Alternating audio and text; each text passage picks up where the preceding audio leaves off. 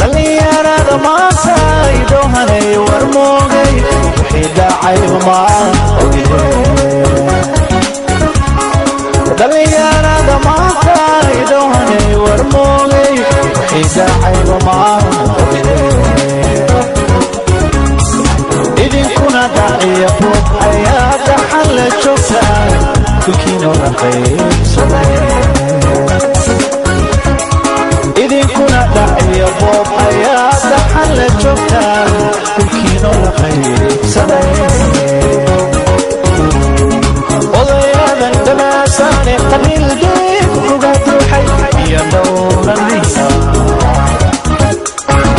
odayadan dhamaasaane caqligoo dhuubta uga jiro iyo dhowranaysa calankiaadu dhimateen oo duduunkaad ku keenteen kumaysigii dhursanaya dhaxalkiina sigiisa maxaa dhacay dhalinyarada maanta idoohanay war moogay wixii dhacay ma بسم الله الرحمن الرحيم السلام عليكم ورحمة الله وبركاته مركلة أخيارتي أولا نقدر عونا إساي waxaanu soo gaarnay waqtiyadii aan idin soo tabin jirnay barnaamijkii toddobaadlaha ahaa ee dhalinyarta ahaa inagoo toddobaadkii dhaweysana ku soo qaadanay haweenka da-deer leh cabdisalaan carte oo ku nool magaalada Boorama toddobaadkana sidoo kale waxaa marti igu ah Ayaala Cabdiraxmaan Ible oo kamid ah dhalinyarta iyadoo magaalada Boorama ku nool kana tirsan ururkii loola jiray bandhigga cilmiga iyo caqliga kadibna magacaasi laga bedelo markii dambe loo bixiyay ururka adko Ayaala Cabdiraxmaan soo dhawow barnaamijka dhalinyarada ee toddobaadlaha ah ee telefishinka Rayo sidoo kale barnaamijka waxaa maanta inoo fududeeyay hoteelka Oslo ee ku yaala magaalada Boorama ku soo dhawow barnaamijka waan dhawahay weli ciirtira aad baan ugu mahadsantahay adiga shaqaalaha TV-ga Rayo mas'uuliyiintoodaba aad baan uga mahadcelinayaa maadaama aad dhalinta garab joogtiin oo u fiirsan waan dhawahay wadkuma tahay bal haddii inta bulshada ku garanaysaa iyo intaanu ku garanayba haddii aad dib aad isku barto oo taariikhdaadii iyo halkii aad ku kortay iyo halkii aad maanta taagan بسم الله الرحمن الرحيم waxaan ku dhashay magaalada Boorama aan ku barbaaray barashadii dugsiga hoose dhexe waxaan ku soo qaatay iskoolkii Alog ama qasabka loo jiray haddana la yiraahdo Muuse Xuseen Badoon kadib secondary waxaan galay Ubaya bin Kacab secondary school afartii sano markaan secondary ka dhameeyay waxaan dib u galay jaamacadda Mugaweyn jaamacadda Amuud oo ka dhameeyay waxbarashadeedii jaamacadeed Amuud University 2013 haddana aan maxaan ku dhahaa fakala kale aan ka sii barto waxbarashaduna ma joogsato waana sii wada insha Allah intaan noolahay kadib waxaan markii maxaan ku dhahaa anagoo jaamacadda iska dhiganayna ama maxaan ku dhahaa fonforaba waxaan bilownay inaan maxaan ku dhahaa infantry aan bulshadeeda wax ugu qabano ururo kala duwan aan asaasano ururka samafalka jamciyadda Nuur Islaam ururka naadiga bandhiga cilmiga ee u ooleeya akhriska iyo qoraalka haddana la yiraahdo akademiyada horumarta cilmiga caqliga kadib waxaan maxaan ku dhahaa u helanahay inaan bulshadeena xagga horumarinta aan maxaan ku dhahaa u jahaysano oo la tartamo caalamka oo gaarno insha Allah uwan garto runta waxaad sheegtay in xagga horumarka iyo inta horumarka samayn karto way intii ka dhalinyar ahaan runta waxaad sheegtay inaad ku jirtaan ururkan la yiraahdo dhalinyar adko ururkan adko goormu aasaasmay halkeesuu ka aasaasmay maxay sababta loo aasaasay akademiyada horumarta cilmiga caqliga waxaan la aasaasay 2009 bishii 3 Maarch 13 waxaan ku aasaasnay dhalin iskugu jirta wiilal iyo hablaba waxaan akademiyada horumarta cilmiga caqliga aan u aasaasnay oo u yagleegnay waxay ahayd sidii bulshadu waxaan ku dhahaa u noqon lahayd bulsho wax aqrida bulsho wax qorta bulsho hal abuur soo saarta tiina ilaahay oo maxaan ku dhahaa loo fudeeyay oo bulshadeenu hadda gobolka ma jirin waxaan ku dhahaa bulsho buuga qorta bulsho hal abuur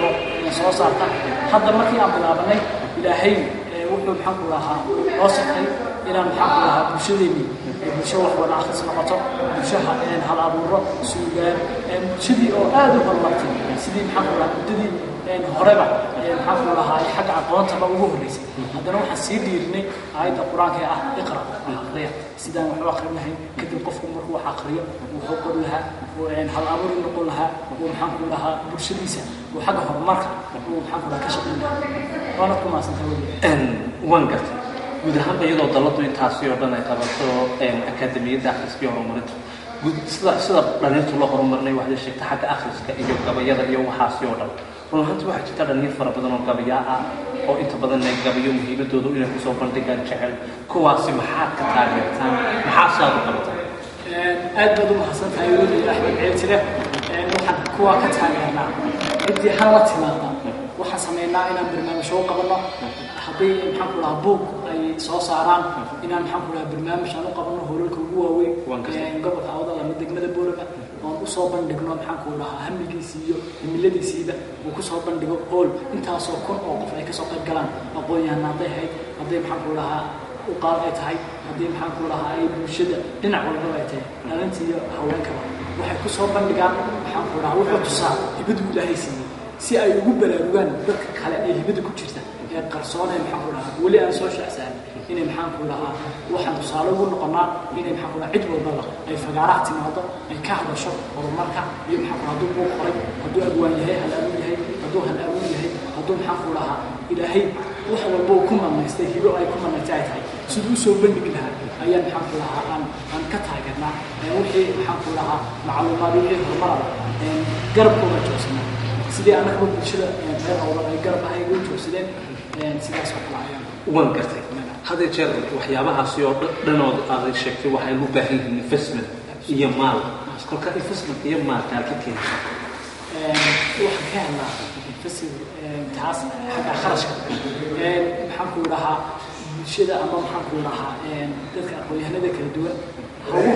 horta ugu horreynba anaka iska ururna lacagta oo maxaan ku lahaa nin walbaba inkoo kale haddii la idhaha $300 ayay hawshaas ku baxaysaa barnaamijkaasi hoteelkiisii iyo maxaan ku lahaa tiifiyadii wariyaashii wax walba marka laisku soo toodogalayo midoo $300 iyo wax ka badanba ku baxaysa qof walba intuu karaankiisa ayuu isqoraa sidaa ayaan maxaan ku lahaa 80% dhexdeeda ayaan maxaan ku lahaa lacag iska ururnaa inta kalena shirkadaha waaweyn ama maxaan ku lahaa hay'adaha maxalliga ayaa nala kaashanaa 20 sano waan gartay 20 ka soo horay ku sokow run ahaantii urur marka la aasaasayo dadku ujeedooyin kala duwanba waa aasaasaa idigu ma laga yaabo inaad dhaqaale ururis iyo waxaad naftiina ku meeraysaan waxyaabahaasi inay ururkayda ka soo baxaan sida dhalinyarta qaarkood ama fikradaha qaarkood dadku ay qabaan weriga ciltirataa haddaan kaa shaqaysiyaa haddaad maxaan ku lahaa warbaahinta iyo maxaan ku lahaa baraha website-kada aad dib u jaleecdo ama maxaan ku lahaa page-ka akaademiyada ay ku leedahay barta Facebook ama maxaan ku lahaa website-dadaba haddaad dib ama googlaha dib u baadho arrintaas waxaad arki karaysaa inaan maxaan ku lahaa bulshada qofkii hadle ama hal abuura ama buug soo qoray ama barnaamijyada workshop aan u qabanaba wixii ku baxay investmentigaas aan maxaan ku lahaa si mutadawacnimo ama infantry aan maxaan ku lahaa cid walbaba aan ugu qabanno ama maxaan ku lahaa annaka haba lacag gelinayne min aan ugu qabsanno waan gartay run ahaantii ururkiinan akaademiyadu ururada kale ee magaalada boorama ka jira ee tirada badan ay ka mid tahay ururkan Soodaa ururkan uu ka mid yahay Ayareeb ururo kale oo tiro badan waxa dhiro ururadaas mideed ururada bulshadeena ugu horreynba markii aan asaasanay xiriir fiican oo wada yeelanay shir conference aan qabanay oo maxaan ku lahaa waxaan kaga hadlaynay horumarinta gobolladeena galbeedka alxamdulillah tiina ilaahay uu nagu maxaan ku lahaa uu ilaahay uu nagu toosiyey oo maxaan ku lahaa ilaahay uu nagu guuleeyay arrintaas sidaa aduu weriga ceeltira aad maxaan ku lahaa aad goobjoog wahay sanadkan 2014 bishii 8aad maxaan ku lahaa Hargeysa International Book Fair ama qaybta la yiraahdo hiddiyo dhaqanka Red Sea Culture Foundation aan Hargeysa goobtan ku sugnaadeen la joogtay wax arkaysa inaan garbays haysanay naadiga Ayareeb iyo akaademiyada horumarinta cilmiga oo goobjoog ah waxay adiga laftigaagu oo maxaan ku lahaa inaan maxaan ku lahaa danaha gobolkeena iyo horumarka gobolkeena iyo gobolada galbeed aan maxaan ku lahaa kor u qaadno oo isku kaashano waxaad arkaysaa inaan annakii maxaan ku lahaa Ayareeb aan la maalahay oo annagoo gacmo wadajir weeyaan annagoo isku duuban aan maxaan ku dhahaa aan ka qayb galnay maxaan ku dhahaa international book fairkii goobjoogna waan garta international book fairkaasi haddaan arrimaha kaa weydiiyo kaalin intee leeg iyo rajo intee leeg oo lagu farxi karaa ayuu gobolka awdal kasoo hooyay horta maxaan ku dhahaa waa su-aal aad u qiimo leh waxaan aad ugu mahadcelinayaa profeseerka jaamac muuse jaamac ama qoraa jaamac muuse jaamac oo u heelan inuu bulshadiisa geega somaliland ku nool dhalinta oo maxaan ku dhahaa iskugu yeedho oo maxaan ku dhahaa sanadkiiba kulan qiimo leh uu ku qabto maxaan ku dhahaa caasimadda somaliland hargeysa maxaan ku dhahaa si ay dhalintu isku dhex gasho si ay maxaan ku dhahaa dhalintu ay garbaha is haysato oo maxaan ku dhahaa ol iyo dir ay u noqdaanba waxa taas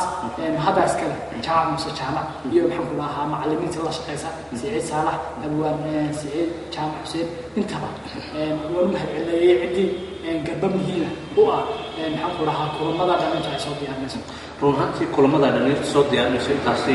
kasokol kulankaasi la xidhiidho oo book fair ka magaalada boorama lagu soo bandhigay baa jiray book fairkaasi iyo abaabulkaasi naadigiinu qayb intee leeg buu ku lahaa inkastoo aad ogaa qaybahaad ku lahaydeen kaalin intee leeg baad say aad idigu buugagaasi iyo hargeysa iyo boorama laskaga kala mid iyo gabiley ee gobollada galbeed ee iskugu wada yimaadeen kaalin intee leeg buu ku lahaa gobolka maasha allah waxaan ahaynba gobolku annagoo isku duuban naadiga ayareeb iyo akaademiyada horumarinta cilmiga aqliga isku duuban ayaa maxaan ku dhahaa soo fulisay inay qabtaan bandhiga buugagta boorama alxamdulilah taana way ku guuda jireen wayna ku guulaysteen maxaan ku dhahaa kaalin muhiima iyagoo maxaan ku dhahaa gacmo wadajir isku haysta ama ul iyo deera ayay maxaan ku dhahaa usoo galbiyeen walaalahooda gobolka muruudijeex gobolka gabiley inay ku qabtaan boorama taana maxaan ku dhahaa haddaan ciddii abaabushay iyo maxaan ku dhahaa akaademiyada horumarinta cilmiga aqliga iyo naadiga ayareeb iyo hal qor intii isla kaashatayba waan u mahadcelinay waan gartay run ahaantii dhalinyarta kuma koobno in wax la qoro in gabay la soo saaro in ardaydo in dadka qaarkood aqoontooda la dhiso waa ma hadalka ama fagaarkaadalka la baro hadalla macmacaan oo goobahaas layskaga yidhaahdo oo aanan inta badan ficilaanin dheerin weli hawlahaasi aad qabataan iyo waxyaabahaasi wax ficil lagu daray oo midhadhala oo dhalinyarta maanta ama bulshadu ay ku farxi karto mid iyo labaad maqaan mid alxamdulilah waxay qabatay weliya ceeltire haddaan dib u jallaacno taariikhdii ama maxaan ku dhahaa dhawaanaha waxaan ku guda jirnay maxaan ku dhahaa geega somaliland dhalinta ku nool ama dhalinta wax akhriska ahaada ama naadiyada ahaada ama ururada kale maxalligaa waxa qabaan waxaan ahayn ururkii u tafaxayday gobolada bariga ay maxaan ku dhahaa intii gobolkoodii awood ay maxaan ku dhahaa ka xaqabtireen akhriska iyo qoraalka iyo hanabuurka iyo maxaan ku dhahaa diiwaanadiiba waxaan u gudubnay inaan bariga aan la soo wadaagno waxay maxaan ku dhahaa barnaamijyada fuliyaan aan maxaan ku dhahaa iskarabsanno oo maxaan ku dhahaa ay si fiican noo soo dhaweeyaan ay namarti qaadaan ay maxaan ku dhahaa waa akaademi waa ururada ugu horreeyey ama maxaan ku dhahaa akhriska ugu horreeyey ee u hayaama bariga ayaa nahay taasna waxa u sharafa gacawda ayaa sharaf weyn oo inay maxaan ku dhahaa arrintan maxaan ku dhahaa haybadaas ay soo wadato oo maxaan ku dhahaa ay ku faanaan oo yidhahaan maxaan ku dhahaa dhalinteedii gobolka awal ka tagtay ayaa maxaan ku dhahaa hawlihii akhriska iyo dadka hawlihii akhriska iyo maxaan ku dhahaa qoraaga iyo hal abuurkaba geeyey dhinaca bariga oo maxaan ku dhahaa iyaga laftigooda barigaba naadiye akhris baa ka jira naadiga akhristayaasha anfacay gobolka sanaag naadiga maxaan ku dhahaa akhristayaasha halkaraan gobolka togdheer naadiga akhristayaasha berbere gobolka saaxil iyo naadiga akhristayaasha sheekh intaas waxay maxaan ku dhahaa ka helan irtiqaad si fiican way loo soo dhaweeyeen wixii maxaan ku dhahaa aqoon suudaarsi oo kale aqoonada ma wada yeelanay islaan u dardargelinahay akhriska iyo qoraalka sida aayadda qur-aanka iqra akhri ummadeedana waxaa maxaan ku dhahaa akhriska loo qalbayba inay akhriyaan ay wax qoraan sanadkan aan joogno ama qarnigan aan joognona waa qalin maal xilligii qalinka la maaliyey adduunkan horumarayna maxaan ku dhahaa dhalintooda unba ahayd in maxaan ku dhahaa ay wax bartaan akhriska qoraalka kor u qaadaan sidaa kadib ayay ka hormareen adduunkan horumaray inankuna maxaan ku dhahaa insha allah intay maxaan ku dhahaa ay gaadheen in ka badan baan gaadhayna insha allah mustaqbalka daawadayaashada qiimaha iyo qaayaha badan loo weli halkaasi aad nagala socotaan waa barnaamijkii dhalinyarta ee toddobaadlaha ahaa toddobaadkana akhyaarta daawadayaasha hadda nagu soo birtay waxaanu ogeysiinaa toddobaadkana waxa maanta marti inoogu ah ayaan la cabdiraxmaan idle oo ka mid ah ururka dhalinyarada ee adkow ama akaademiyadda horumarinta dhalinyarta ahna gudoomiye ku-xigeenka daladaasi dhalinyarta ee adkow ayaan haddaan kasoo noqdo barnaamijkeena run ahaantii waxaad ii sheegtay in ururo fara badan ay gobolka ka jiraan inagoo su-aalo bariga aad tegi doona dhalinyartaasi ururadaasi ka jira gobolka inta aad isku tagtaan hal midaad noqotaan una muhiinaasi dhalinyarta ururadaasi kala duwan ee faraha badan leh aad wax weyn aad ka qabataan oo markaas sidii dhalinyarta wax weyn loo tari lahaa arrimahaas ma ku dhaqaaqay ما شاء الله تاسي waxaan ku raacay ku dhaqaaqnay waxaan ku raacay sidii aan horeba u sheegay inay dhalintu waxaan ku raacay taa waan u heeganahay inay waxaan ku raacay akhriska iyo waxaan ku raacay iyo qoraalka iyo waxaan ku raacay dhalinta nin walba ilaahay hibadu siiyay inuu soo bandhigo taa waan u helanahay inaan ururada ee gobolka galbeedka ka jira ayno waxaan ku raacay gacmaha isla taas adiga oo macallin ama adiga waxaan ku raacay goobjoog waxa inay waxaan ku raacay dhalinta galbeedku ay maxaan ku lahaa ay isku duuban yihiin oo maxaan ku lahaa insha allah hawshaana ka caajismayno oo sii xoojinayna xiriirka inkastoo xiriirada badan naga dhexeeyey haddana waxaan ku lahaa waa sii xoojinay ayaan maaha dhalinyartu qoraal ay in loo sidii loo horumariyo dhalinyartu ururkiina noo qale dhalinyartu ma ku dhiirigelisaa sidii siyaasadda dalka hogaaminta dalka dhaqaalaha dalka ama dhaqaalaha gobolada galbeed ee Soomaaliland sidii dhalinyarta fursado shaqo loogu raadin lahaa ama uga qayb qaadan lahaydeen inta idiga oo ururkiina ahaan arrimahaas ma isku dhiirigelisaan mise xagga qoraalka iyo waxbarashada unbaad gaar ku koobantiin xagga siyaasadda iyo horumarka kale ee suugaanta iyo waxaasi la xiriiro wadka yara gaabta adduunka ciidan hogaamisa كلنا أديك وريو يجي فرد الرومانة الدون كنا عدة قدام سبع وعدة محمد لها وحقرتي وإحنا أخذين إن هذا تصالح سقط أوباما يمحمد لها إن رجع محمد لها الدون كيم خدامية والرجع وحقري وإحنا أخذين إن هذا ندب كوجو نقول سؤال شاذ إن أخذيها أخرستياش مانتا وهو جامية شبري هذا ندب كوجو حسوسيات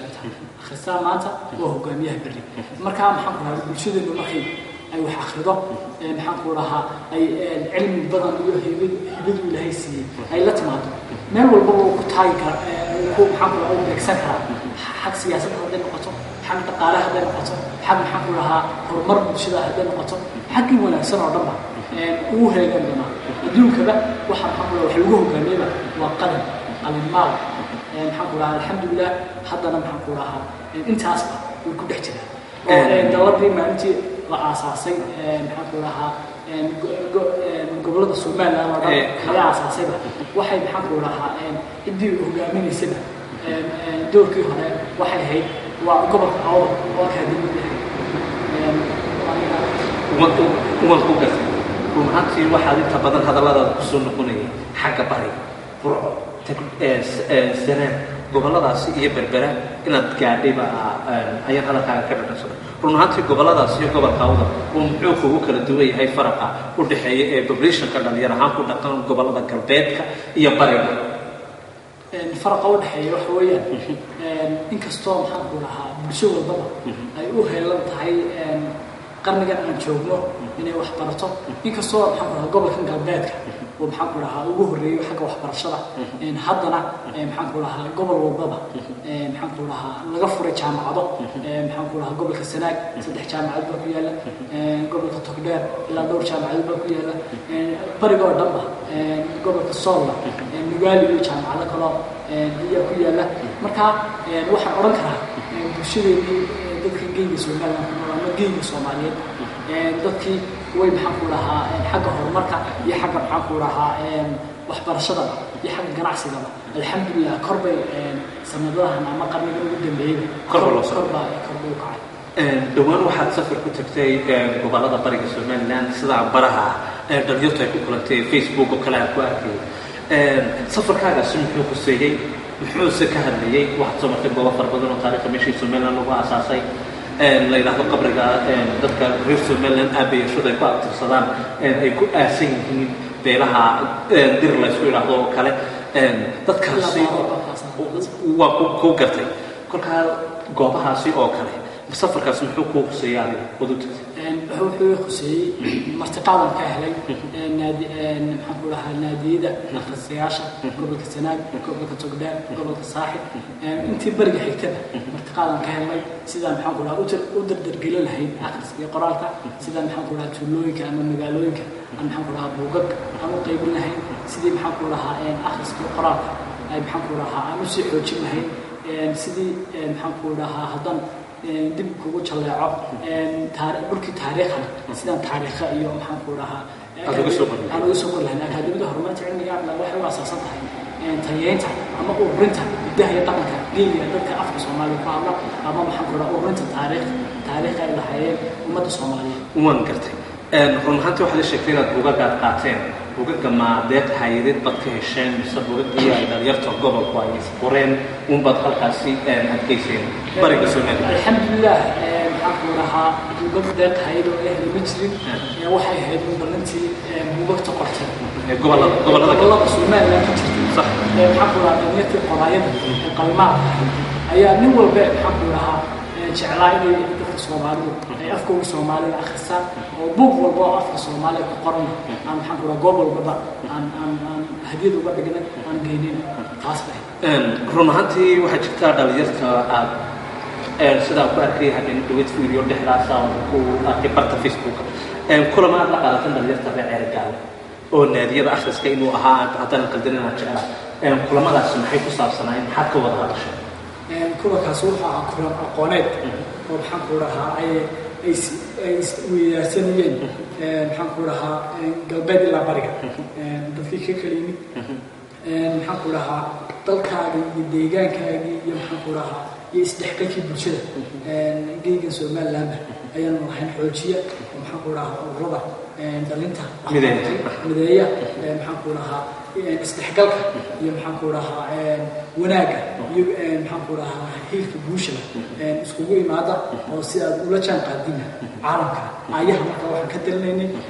ummadda dhalinta ummadda geeya afka Soomaaliya ku hadasha gaar ahaan geega Somaliland run ahaantii hawsha aad qabanaysaan marka dhinaca laga eego waxaa jirta dalada dhalinyarta Somaliland Soomaaliya la yiraahdo oo kale xagga waxqabadka iyo horumarkaasina daladii guud ee xukuumadda ay aqoonsanayd inay ururadina kaga firfircoon tihiin baa aad hadalladaada u yara caddahay kolkaa waa maxay xiriirka idinka iyo Soomaaliya aad ku kala duwantihiin ama xiriirka idinka dhexeeya aad wadaagtaan maanta maasha Allah waa dhalin aad maxaan ku dhahaa iyaga laftigooda aad maxaan ku dhahaa bulshadooda ka warhaya xiriir fiican oo dhexeeya waan gartay wax kaalmo ah oo aad daladaasi dhalinyarta Soomaaliya investment bay bixisaa ururada waa la taageeraa kharash bay hay'adaha caalamka ka helaan kharash bay dawladda ka heshaa kolka kharashaadkaasi wax ka dhalinyar ahaan idinka gaar idinka soo gaara gobolada galbeed haddaad tihiin oo aad inta badan daan ururada ku magaca wadiga dhul dalooshay wax idinka soo gaaro taakula ah ma jirta maasha Allah su'aasha haddaan dib ugu noqdo bulshada cid walba oo maxaan ku dhahaa ama ururo waaweyn ha ku jirto ama maxaan ku dhahaa ururo gobolka baa ku jirto alxamdulillah maxaan ku dhahaa xiriir fiican oo ka dhaxeeya ururada waaweyn ee Somaliland maxaan ku dhahaa wixii maxaan ku dhahaa leeyahay horaba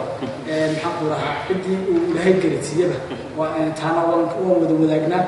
wixii ay nooga baahdaan iyo wixii aan uga baahnaba taana wasla kaashana waayahay xagga mas'uuliyadda gobolka Sanaag dad baan ugu noqonnaa magaalada Sacir Gaabo مسؤولين بدل كلامتي دليل بدل كلامتي تدوين التاريخ أو صورة صندي برهان كواركي تدوين التاريخ هي وضيع بدل كلامتي أنت حاسس حالة تيجا يسجل اليوم بسوتشي في حق سوتشي مسؤولين أما حاجة تنو بدل دليل تا يا ده بدل كمية ما شاء الله هرتا المسؤولين تا بالله بريء وحي هاي المسؤولين بحبولها نقول الملاك بس في عن سودوي حد أنا نروحنا إن شاء الله مسؤولين تاس قيمة حلال iyo xisbu jiraan qaal mas'uuliyiin iyo xubnaha haween ama bulshada dhalinta geeya bariga ku nool si fiican oo maxaan ku lahaa farxad gelisa oo taariikhdu qabtay oo maxaan ku lahaa cid walba ay la socota ayay ii soo dhaweeyeen mahad gaarana waxyaabaha sida gaarka ah إلا قفكي ميل تجا ويارك إنه فربنا بقول كل ما وحيا وحيسيا محاول يارك ما يحيي سجع كلها مركي دينا نسيت تاني من دول من الأيام على هذا قفك عن قبل هذا قلبي ذا دافنا ما هرجيشان دافنا بالبراد دافن واتكير ويارك سنت لا عير قبل لا بر رنانتي دينا نسيت صومتي محاول والله يحكم بنا يحيسس ما شاء الله waxa ugu qiimaha badnaa in deegaanadii ama degmooyinkii aan dhinaca gobolka Sanaag hadaan maxaan ku raaca aan dib u jaleeco waxa maxaan ku raaca ku yaala waa dabiici ilaahay oo dhigay oo sida dalxiiska kale loo tago waxana aad aan u jeclaystay buurta daalo degmada biyaas leedahay degmada biyaas maxaan ku raaca hadaan in kaaga qaabto waxa weeyaan waa meel aad dhir badan oo maxaan ku raaca oo keen badan buuraha xagga ku soo xeerana biyaha ayaa maxaan ku raaca dusha kaga yimid jiray oo maxaan ku raaca sida qofka isagoo isku hor jooga ayaa meesha iskaga soo meelin jiray soo badan bay lahayd buurta daalo haddaan dib ugu noqdo waxay ahayd buurta daalo fadka ayay maxaan ku raaca buurta daalo fadka ayay ka sarreysay oo hadda dul kortaba markaan dul kornay roobkiyo markaan gaadhiga kusii dul koraynay roobkiyo da'aya ayaa waxay dhacday markaan buurta xaggayga sare aan gaadhay roobkii hoos ugu gidaadayay ilaan waxaba ka hooseysana dabrihiiba buurta ka hooseysay marka waxay la yaabka badnaa waxay ahayd maxaan ku dhahaa meel inkoo kale goorama ama hargeysaba hadda joogto fadkii maxaan ku dhahaa kaa sarreyn jiray maxaan ku dhahaa buurna ay ka sarreyn jiray ayaa fadkii ka sarreyn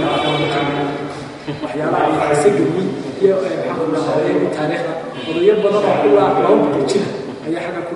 soo wareysteen arkay wax badan oo ka soo qoray run ahaantii haddaan u soo leexno gobollada galbeed ee Somaliland intiina badan ay ka soo wada jeedaan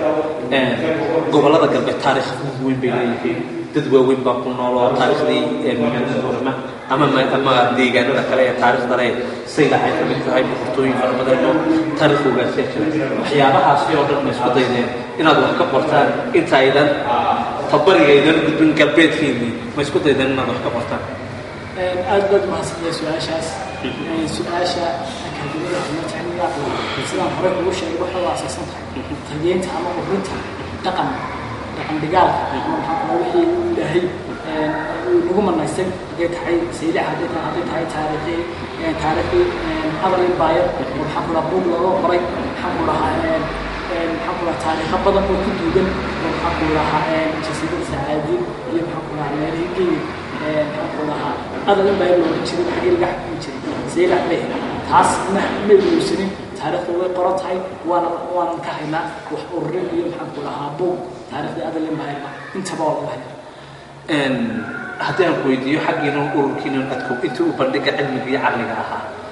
bulshada qaarkood waxay qabaan dadku isku wada mid maaha dadka fikradaha qaarkood ama aaraahda naga soo gaarso waxa weeye maamulka igu sarreeya ururka codkow iyo maamulkii bandhiga cilmiga iyo caqligu afarta qof ee ugu sarreysay guddiga boorku baahda jeer xilka isku dhiig kolkaa miyayna new generation cusub oo idin bedela xilalka maanta dadkaasi gudoomiye ku-xigeenka odayaha gudoomiyaha dad kale oo idin bedelo oo ururka ku jira miyayna jirin haddaan su-aasha dib kuugu noqon su-aasha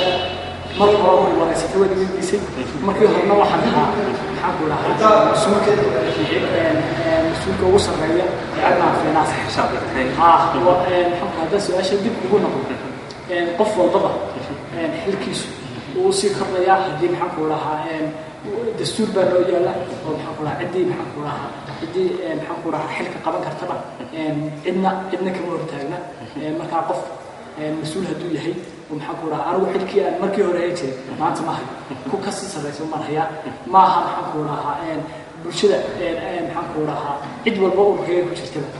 waa mas-uulka qaar soo maray iyo qaar maxaan ku lahaa xubnaaba way isugu jiraan shay kasta jiritaankiisa ama shay kasta marka la samaynayo waxaa la eegaa muddada uu jiritaankiisu sii jiri karo ururkiinan adkow ee kolkii hore bandhiga cilmiga iyo caqliga ahaa ee iminka akaademiyadda horumarinta aad usoo bedeshay jiritaankiisa in intee lag baad ugu talagasheen inuu jiro mise intaa dhalinyarnimada tiinaad firfircoon tihiineed dariiqyada iyo borosaska lagu marayo ama nidaam ama shaqo lagu raadinayo ama dariiq lagu helayo unbaad ugu talagasheen inuu ururku sii jiro mise jiil kaloo idin bedelo idin cusub oo ururka halkaasi kasii ambaqada jiilba jiil uu ka dhaxlo ayaad u diyaarsatay maasha allah haddaan su-aasha aad weydiisay aan dib u jaleeco oo kaaga jawaabo su-aasha sida su-aalaha qiimo badan aad baan kaaga mahadcelinayaa su-aalaha aad weydiinaysana waa su-aalo mugle waxaan filayaa inaan maxaan ku lahaa si fiican kaaga jawaabi doono insha allah su-aashan haddaan dib usoo noqdo waan u diyaarinay dad maxaan ku lahaa jiilba jiil buu bedelaa adduunkuba marxalado badan buu soo maray adduunkuba maxaan ku lahaa geyga soomaalida ama geyga somalilandba waa kuwii waysbeed bedeleen cid maxaan ku lahaa madaxweynayaashii soo mar oo dhan xukuumadihii hore o dhan markaan annaga laftigay wax u helan lahay maxaan ku lahaa aan u diyaarinay dad maxaan ku lahaa la bedela maxaan ku lahaa insha allah inaan maxaan ku lahaa bulshada dad horumar ka shaqeeya oo maxaan ku lahaa jiil cusub oo maxaan ku lahaa nagu xidhan oo dhig cusub ku jiro oo maxaan ku lahaa way nala joogaan wayna nala shaqeeyaan haddana way ku jiraan xubnaha ka mid ah iyo qaar mas-uuliyiin way jiraan maxaan ku lahaa mar walbana waan soo dhaweynaa dhalinta naga yareer waan maxaan ku lahaa garab siinaa waana soo dhaweynaa cid walba oo jecel akaademiyada horumarta cilmiga waan gartay run ahaantii markaanu eegno ururada waxaa jirta jimciyatu diyuur khayr la yidhaahdo urur kaloo sidoo kale isaguna la yidhahdo sumda oo dadka dhimirka qaba taageero jimciyada diyuur khayrna wada tahay 40 qoys ama 60 qoys bay cunto iyo waxay bil ku noolaan lahaayeen siisay si ururadaasi ururkiinu la mid noqdo mise xagga waxbarashada badan isku soo koobteen oo xoogaa saarteen ururadaasina wax la qabataan oo xidhiidhaad la samaysataan ma ku fikirteen ma idinku jirta qorshe su-aasha uu riicitiri waa kaaga jawaabay in maxaan ku lahaa dhan xiriir leedahay in maxaan ku lahaa horumarka ka wada shaqeyno cidna cid walbaba adduunku adigaan su-aal ku weydiinaya adduunku 20 madaxweyne mu yeelan karaa waa maya soo ah cid walbaba nin walbaba booshiisku ka soo bixi karo ayuu hawsha ka wada annaguba waxaan hawsha ka wadnaa boosishkii loo banaanaa in lahayn boosishkaas maxaan ku lahaa ayaa ugu habboon cid walbo boosishan u banaayahay waxaan leeyahay kusoo dhawaada marxaladda cid walba oo maxaan ku lahaa bulshadooda horumar u saacidi karta kusoo dhawaada balanaya cidna kama xidhna ciddii maxaan ku lahaa ururada samafalka samaynaysa ciddii maxaan ku lahaa akhriska qoraa samaynaysa ciddii horumar wadooyin samaynaysa cid walbo bulshada meel walbo cid walbo kuga habboonba welcome baa leedahay inay maxaan ku lahaa wixii horumara aan ka wada shaqeyno waan isku duubnaano adiga shakhsiyadaada haddaba ku soo noqdo waxaad sheegtay in dad dhalinyar qoraaya aad soo saartaan idinku qoraa adigu shakhsiyan inaad wax qorto ood buug la akhristo oo dhinacu doona ha taabtee ma soo saarto ma isku dayda maasha allah waan wadaa badanka aniga lafteedu waxaan ka mid ahay artikalo waan qoraa oo maxaan ku lahaa weli way ugu jirta hami qoraala insha allah buugag iyo taariikho badanna waan hayaa waan buug badan samayn doonaa insha allah haddana artikaladoo goosta qormooyin waan qoraa run ahaantii dal baynu ku noolnahay dee dal jiilba jiil buu dhexlayaa in badan baa loola jira dhalinyarta mustaqbalkaa tihiin dadka u shaqayn doona tihiin tina dhabti maanta way taagan tahay run ahaantii adigu inaad hogaanka dalka ama dadka aad u shaqayso rajo intee laag dadka qabta ama meel caynkeeyo lagugu yimaadaad jeceshaaya loo mustaqbalkood xil ama mas-uuliyadda dadkaad u qabto maasha allah cid walbaba mas-uuliyad buu lahay insha allah mustaqbalka dhow cid walbaba ay noqonaysaa waxaan maxaan ku lahaa insha allah jecelahay hamigeygana oo ay ku jirto inaan maxaan ku lahaa dhinac walba bulshada u baahan tahay inaan maxaan ku lahaa ka taageero aan maxaan ku lahaa aan cid walbaba aan garab joogsado xiriirkayga iyo wanaagga aan sii xoojino waxaan jecelahay insha allah inaan maxaan ku lahaa mas-uuliyiinta mustaqbalka dhow ee hogaamin doonta aan noqon doono insha allah guntii iyo gebagabadii barnaamijkeena maxaa tala ahaan aad soo jeedinaysaa oo aad dhalinyarta kala duwan ee magaalada boorma ku dhaqan aad u soo jeedinaysaa dhalinta magaalada boorma ku dhaqan iyo gobolka awdal iyo geega afka soomaali inta ku hadashaba waxaan usoo jeedinayaa inay isdhexgalka bulshada in la sii xoojiyo oo horumarka guusha laga gaadho oo dhalintu isdhex gasho oo cid walbo bulshada u lafdhabara dhalintaa u lafdhabaa ay gacmaha haystaan oo maxaan ku lahaa wanaag iyo horumar ka shaqeeyaan oo xadhigga ilaahay haystaan oo maxaan ku lahaa cid walbana danaha guud aan ka wada shaqeyno waxaan leeyahay bulshadu dadkan maxaan ku dhahaa ama geega afka Soomaaliga ku hadlaba ku noolba waa dad maxaan ku dhahaa u yadeera leeyahay waa inay saddexgalka bulshada kan galbeedka waa inuu bari tagaan cid haba yaraatee ay meel ka xiran ma jirto isku socodka dhalinta iyo maxaan ku dhahaa walaaltinimada alla xoojiyo baa leeyahay maxaan ku dhahaa waanad ku mahadsantiin bulshada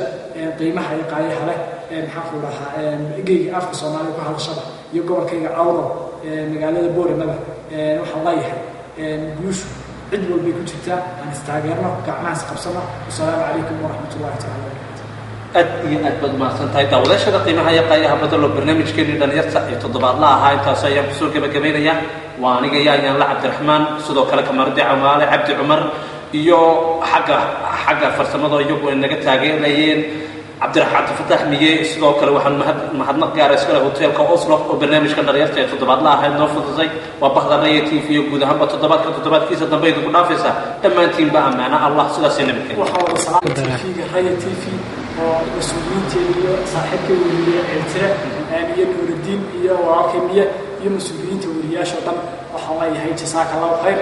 dhalinta sawir joogsada guuleysta salaam alaykum